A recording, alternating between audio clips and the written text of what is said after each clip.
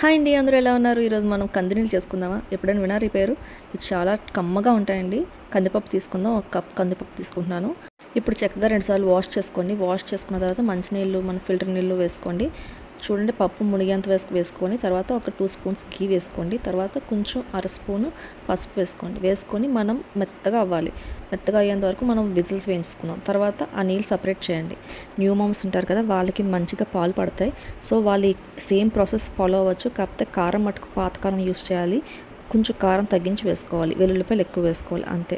ఇప్పుడు మనం బాగా మెత్తగా మ్యాష్ చేసేసుకున్నాం కదా, ఇప్పుడు ఆ మిగిలిన నీళ్ళు వేసుకొని తర్వాత ఇది పల్చగా ఉండాలి. సో వాటర్ వేసుకోవాలి.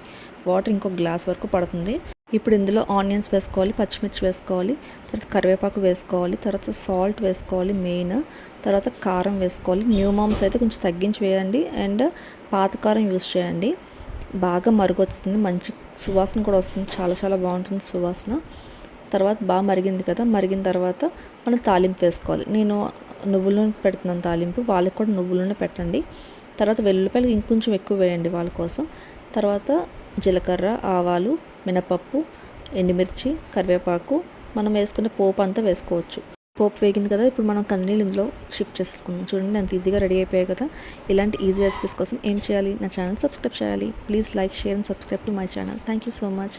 Please subscribe.